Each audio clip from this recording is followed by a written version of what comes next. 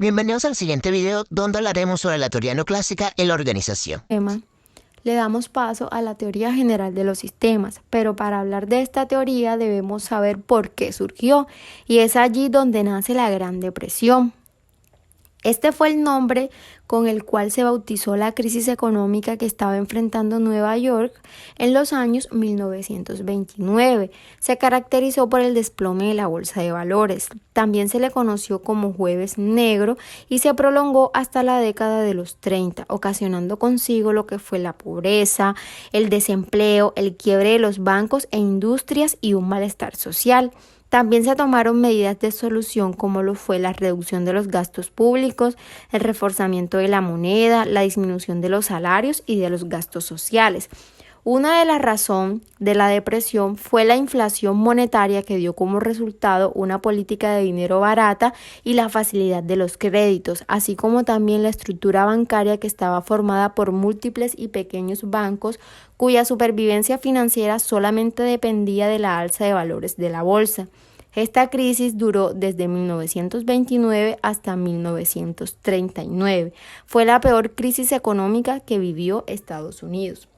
Seguidamente, una de las principales características de esta crisis fue la reducción del consumo y debilidad de la economía industrial estadounidense, expresada en la caída de la construcción de viviendas, así como también la disminución de los pesos agrícolas, cuando aproximadamente la mayor parte de su población vivía en pueblos y en zonas rurales, así como también la reducción de la actividad y de los sectores industriales. Es allí donde nace la teoría general de los sistemas. Esta nace con el fin de que las empresas vean todos y cada uno de sus departamentos como un solo ente relacionado para resolver de una mejor forma sus problemas.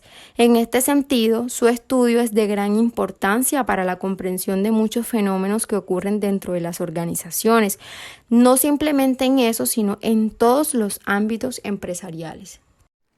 La escuela de la toma de decisiones. Antes de entrar en materia, debemos mencionar que los factores externos como lo son la política, la cultura, la economía, entre otros, afectan a las organizaciones en la toma de decisiones. La estructura organizacional es la manifestación de la búsqueda de la certeza, una regularidad específica en los distintos comportamientos entre los miembros de la organización unidos por un objetivo final. Por eso vemos u observamos esta imagen piramidal según los niveles de decisión. Encontramos en la cima o cúspide de la pirámide decisiones no programadas, donde se encuentran aquellas personas que mentalmente eran creativas o brillantes, según el criterio de la organización. Seguimos en el centro o mitad de la pirámide, con decisiones programadas, donde toda la información recibida ya venía programada o predispuesta por los superiores. Y finalizamos con la base de la pirámide, decisiones rutinarias, donde para esa época todos los empleados o colaboradores eran tratados como el empleado ejecutor no inteligente. No obstante, las organizaciones empezaron a tener dificultades internas por la jerarquización de las decisiones, ya que independientemente del lugar donde se encontraban las personas en la organización, su cargo, su carácter o temperamento, su nivel de formación y su nivel de conciencia, cualquier trabajador podía tener la habilidad de pensar, reflexionar, involucrarse, ser creativo y tomar decisiones lo menos programadas posible, y estar en condiciones de poder alcanzar niveles mayores. A través de la toma de decisiones se manifiesta la claridad de la naturaleza de las relaciones que transcurren en la organización, la forma en que se presentan los roles, las categorías, la forma en que se considera al empleado y el alcance de su aporte a la empresa. La decisión no es simplemente un aspecto técnico, es decir, de conocimiento de uso y aplicación de herramientas para hacer mejor las cosas, sino también de construcción del camino que lleva a la organización al crecimiento o evolución.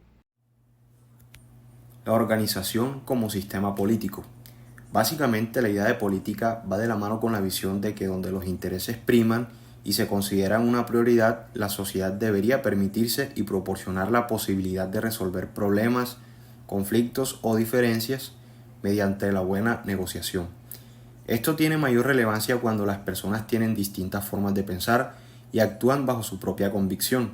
De alguna u otra manera, Esto trae como consecuencia disgustos y tensión, lo que debe ser resuelto de manera inmediata a través de medios políticos. Esto puede hacerse de diversas formas. Está autocráticamente, burocráticamente, tecnocráticamente o democráticamente. Haciendo alusión a cada una de estas, podemos decir que en cuanto a lo autocrático, una frase que lo destaca o lo caracteriza sería, entre comillas, lo haremos así.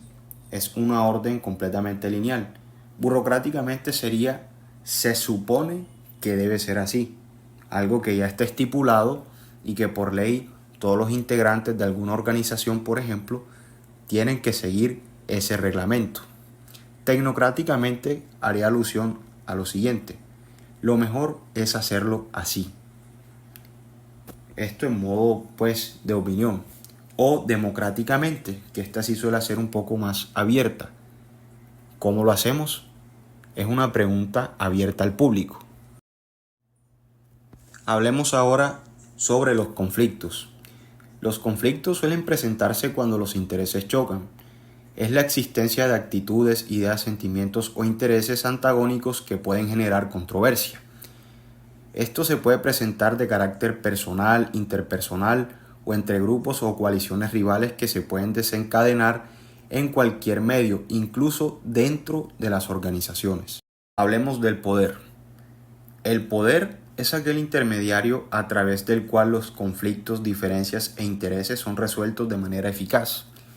El poder también lo podríamos considerar como aquella habilidad de lograr que se lleven a cabo acciones a favor de nuestra voluntad, persiguiendo nuestros propios intereses, en consecución de consolidar de la mejor forma todos los acuerdos para de esta manera también dirimir los conflictos a través del ejercicio de este mismo llamado poder. Para finalizar, hablaremos sobre la planeación estratégica. Esta es una herramienta de la gestión del talento humano que permite establecer el paso a paso o la ruta que deben seguir las organizaciones para alcanzar sus objetivos propuestos. Dentro de la planeación estratégica encontramos tres enfoques. Primero, el enfoque normativo, el cual enfatiza sobre la manera como la estrategia debería concebirse.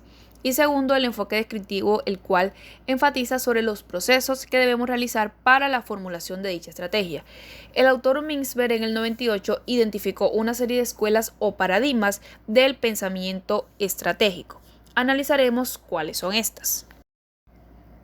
Escuela del espíritu empresarial. En esta, el líder ve la estrategia como un proceso visionario. Escuela cognitiva. Esta escuela se apoya de la psicología, ya que establece que es un proceso mental. Escuela del aprendizaje. En esta la estrategia no se puede concebir en un instante, pues establece que el mundo es muy complejo y se debe hacer a través de un proceso. Elaboración de la estrategia progresiva. Esta establece que las organizaciones se adaptan a los cambios y que estos cambios va a depender la planeación que se va a ir realizando. Los objetivos no cambian, solo cambia la ruta para alcanzarlos. Escuela del poder. En esta se establece que el proceso de la planeación estratégica es una negociación que se hace en grupo, es decir, entre todos los grupos que hacen parte de la organización. Escuela cultural. La planeación estratégica en esta escuela es un proceso colectivo y de cooperación de igual forma entre todos los equipos sin exclusión alguna por su identidad, raza, religión, pensamiento, etc. Escuela del medio ambiente. En esta la planeación estratégica es un proceso de reacción que tiene su origen en el contexto exterior de la empresa, es decir, lo que pase en el medio externo va a afectar a la planeación interna de cada organización.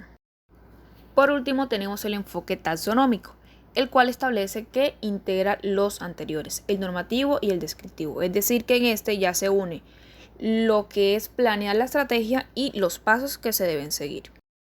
La planeación estratégica surge a partir de los años 70, cuando los mercados se vuelven más competitivos y se vieron en la necesidad de implementar nuevas estrategias. El proceso de planeación comprende investigar y analizar las condiciones futuras para poder trazar un plan de acción que la organización pueda llevar a cabo, tomando toda la información del ambiente, tanto interna como externa. Generalmente esta se hace a largo plazo, involucra a todas las organizaciones y busca ubicarla en una posición exitosa dentro del entorno en el que ésta se desempeñe. Para realizar esta planeación estratégica se necesita tener en cuenta a sus clientes, saber cuáles son las necesidades que ellos están teniendo, qué está haciendo la competencia y analizar cuáles son los recursos con los que se disponen para poder realizar esta planeación estratégica. Cabe también recalcar que esta debe tener una congruencia, es decir, una relación con la misión de la empresa, y se debe seleccionar aquella que nos genere menos riesgos al momento de aplicarla. La metáfora que elegimos es la organización como sistema político, pues nos dimos cuenta que la teoría neoclásica o reformista se dio para la época de 1940 a 1970, donde la persona que gobernaba o mandaba en las empresas era aquella que podía tener el poder y que además de esta también era la que poseía de pronto el control de un recurso, era quien tomaba las decisiones como se planteó anteriormente en la toma de decisiones, y era quien tenía la habilidad de manejar la incertidumbre y tenía alianzas personales. También la relacionamos con esta, puesto que vimos la teoría del poder, en el cual hablamos sobre los modelos de intereses, conflicto y poder. Y también porque vimos que en ese entonces los jefes eran personas que podrían ser más que todo autocráticas, ¿sí? Que simplemente daban una orden y eso era lo que se cumplía, a diferencia de lo que de pronto conocemos hoy en las organizaciones, que de pronto tienen un estilo un poco más democrático.